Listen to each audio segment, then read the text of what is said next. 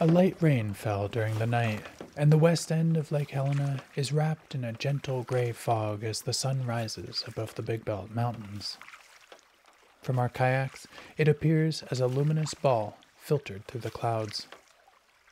The voices of the birds are hushed. Almost the only sounds, besides the distant traffic noise from the interstate, are the splashing of my paddle and the rhythmic banging of the carrying handle at the end of my kayak. I'm following my mentor, fellow biologist, and friend Grant Hockett through the fog, pointed towards the delta where Prickly Pear Creek empties into Lake Helena. During this season of spring migration, the sandbars and mudflats at the mouth of the creek are a local hotspot for shorebirds, many of them heading towards a summer much farther north on the Arctic tundra.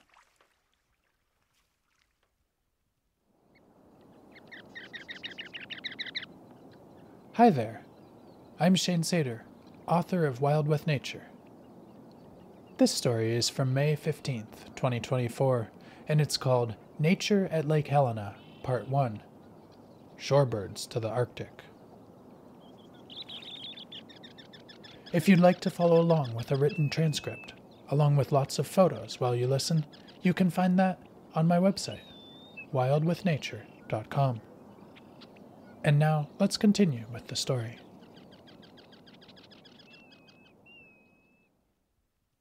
I'm in Helena, Montana this summer, working with Grant to study disease ecology in ticks and mosquitoes. And on mornings like this one, when we aren't working, Lake Helena, one of our closest local spots to observe a great diversity of birds and other wildlife, is drawing us like a magnet. The shallow lake, which spans over 2.5 miles from end to end, is surrounded on two sides by smaller ponds and extensive wetlands of cattails and sedges. And where Prickly Pear Creek spills into it, there's not only good habitat for migratory shorebirds, but also a broad band of peachleaf willows with an understory of woods rose, golden currant, and other shrubby willow species. In short, an excellent riparian habitat for animals ranging from yellow warblers to white-tailed deer. As a naturalist, one of my favorite things in life is spending time in incredible wildlife habitats like Lake Helena and its surrounding wetlands. Wherever I live, I try to find at least one place like this, as close to home as I can. Whenever I visit, I bring snacks, layers, and plenty of water, and I plan to spend at least a few hours. Sometimes I'm so happy to be out here that I end up spending the whole day. I like to go slowly. Often, sitting quietly, or drifting slowly in a kayak, is an amazing way to get close to birds and other animals and to learn about their lives without disturbing them. And after I've started to get to know a place like this, I love returning to it whenever I can, seeing how its moods and patterns change from day to day and from season to season. It's something that gives me a sense of belonging on the earth, a sense of hope for the resilience and diversity of life, and a compelling desire to protect and nurture these special areas. Lake Helena is one of those places that, when I come here in May by kayak, it seems to shout to me to tell stories about it. That's how it was when I went there last spring, on May 16th, 2023, a foggy morning as well.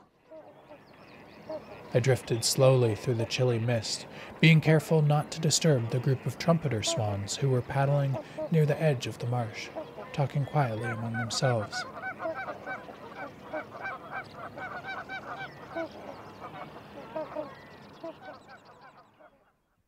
And now, a year later, the marsh and lake seem to be calling to me once again to share their story.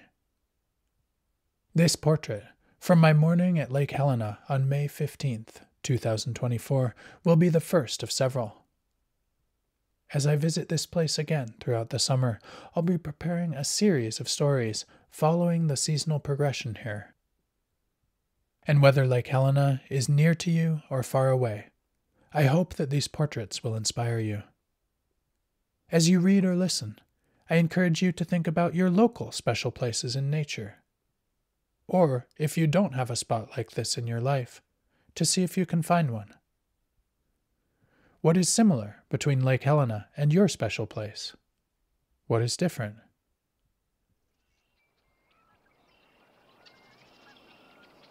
I've stopped paddling for a little while, listening as my kayak drifts.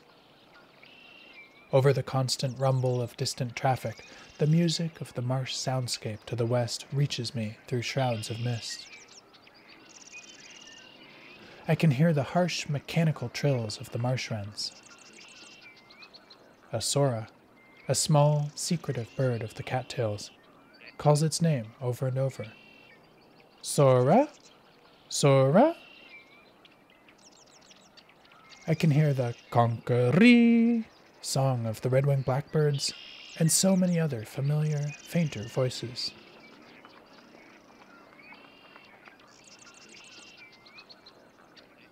And then the sandhill cranes start their beautiful, deep-throated calling.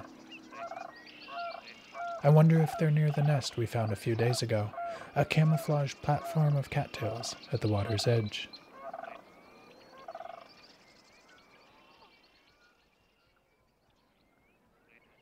A shoal of American white pelicans looms ahead of us through the cool mist, showing us the location of the main sandbar of the delta.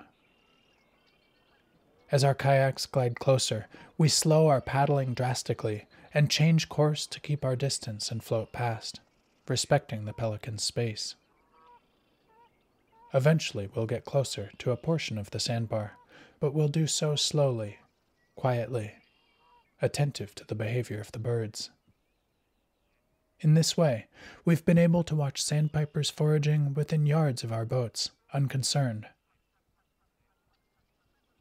The pelicans always require more space than that, but they too allow us to approach relatively close. As always with wildlife observation, our number one priority is to respect the animals and keep any disturbance to a minimum. The marsh sounds are louder now, and an American avocet is calling, an insistent peek, peek, peek, as it wades through the shallow water near the sandbar. The avocet is hunting by feel, sweeping its bill through the water in search of invertebrates. American avocets have been observed throughout the summer at Lake Helena and apparently nest here, though definitive records of avocets breeding at this site are scarce. The fog has lifted now, receding south of us where a dense cloud bank is still covering the areas upstream along Prickly Pear Creek. A flock of ring-billed gulls flies right over us, calling loudly.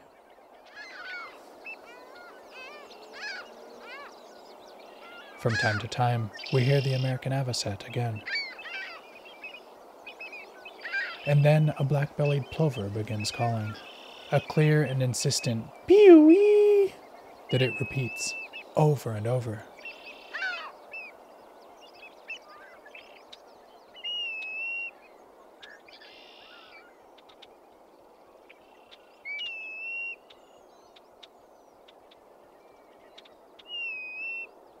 The plover, a gorgeous bird in its black and white breeding plumage, is one of those shorebirds that's bound for the Arctic, where it will nest in an intensely seasonal landscape that I've never visited, dotted with dwarf willows and heathers.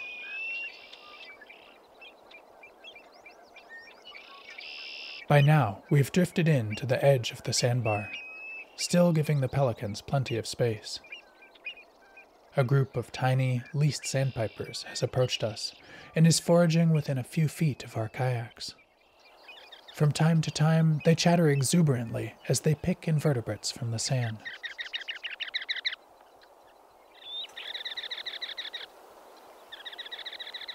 Like the black-bellied plover, which is still whistling in the background, the least sandpipers are northbound migrants. They'll nest across a wide range of boreal and Arctic meadows, filled with sedge and heather.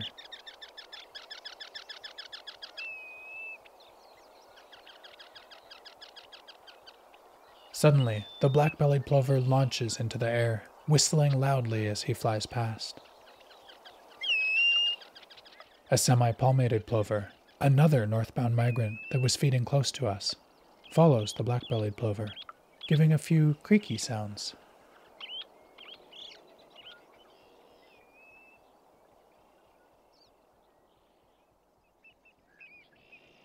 We've sat quietly for a long time, observing the sandbar and the adjacent mudflats and shallows.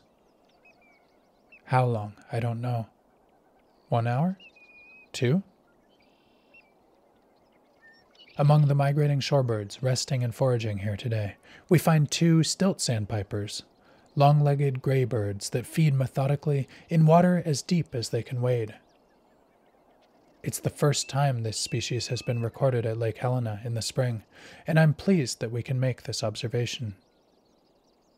Each record of migratory birds and other wildlife adds to our knowledge of this place, helping us understand how important it is and protect it.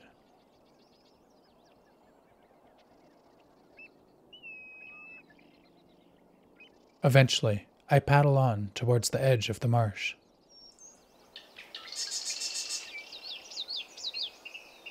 The habitat here is incredible, and the swell of birdsong that surrounds me now reflects that. Shallow pools with cattails and sedges mix with dense, bushy willow thickets. I can recognize the individual voices in the chorus of birds. Marsh wren, Virginia rail, Wilson snipe, brown-headed cowbird, common yellowthroat, red-winged blackbird, yellow warbler, Canada goose, mourning dove. But the most apparent is the marsh wren, singing his jarring, mechanical trills that only male marsh wrens sing. 2 days ago, I watched a different male gathering cattail fluff and carrying it to his ball-shaped nest, woven among last year's cattail stems. As the shorebirds are stopping over here, on their way to the short Arctic summer, many of the marsh birds are already farther along in their seasonal cycle.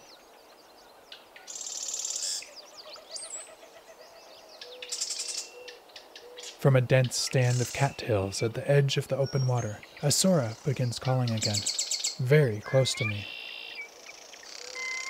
Sora, sora, fills my ears, this classic voice of Lake Helena's marsh.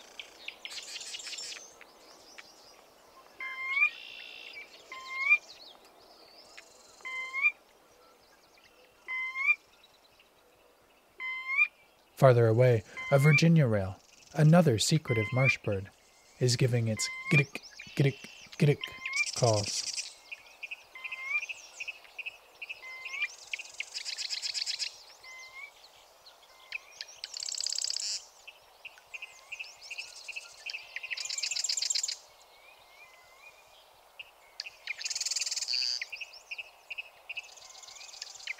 Lake Helena is designated as an important bird area by BirdLife International, a site specially recognized for its value for bird conservation.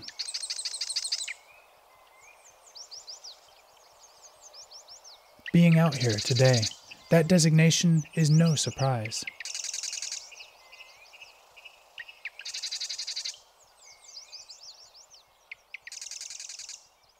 As we paddle back past the delta, a light breeze is picking up from the east, pushing up small waves that crash rhythmically against the sandbar.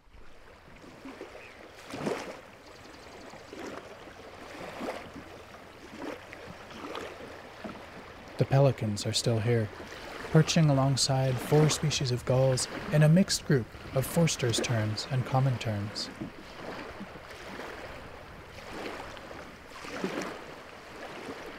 We've spent almost 6 hours out here this morning, and we could happily stay longer. But there's office work to be done still, and the wind is nudging us that it might be time to leave.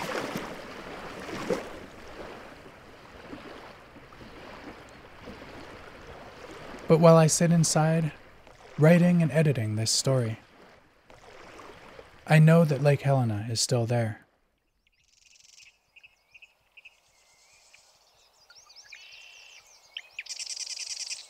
I know I'll be back to visit it again.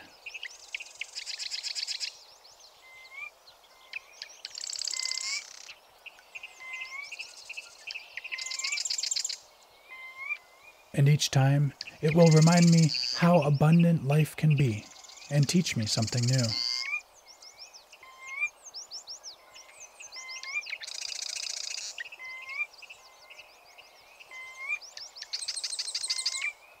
And I hope that wherever in the world you are, there's a special place like this near you, too.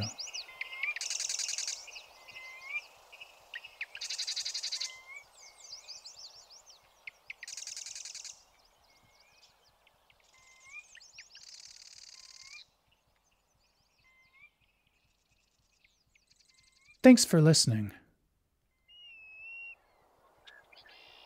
I'm fortunate to have the support of a wonderful community of listeners that help me continue with this work.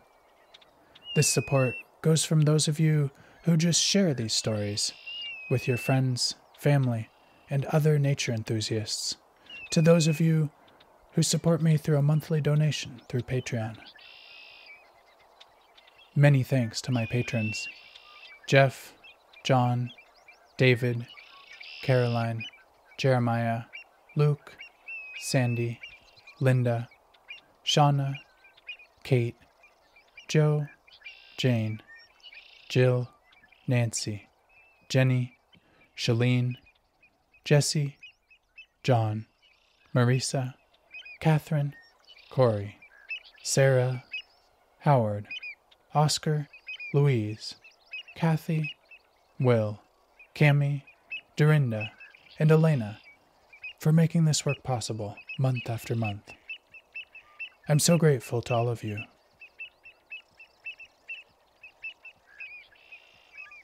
Once again, if you'd like to see this story in written form, along with photos from this day in the field, you can find that at wildwithnature.com, or you can find the link in the show notes. While you're on my website, you can also check out the donate page, where I give a more detailed acknowledgement of my patrons, and where you can find out how you can get involved. Thank you. Until next time, get outside. And while you're out there, check out a special place in nature near you. I hope this story inspires you.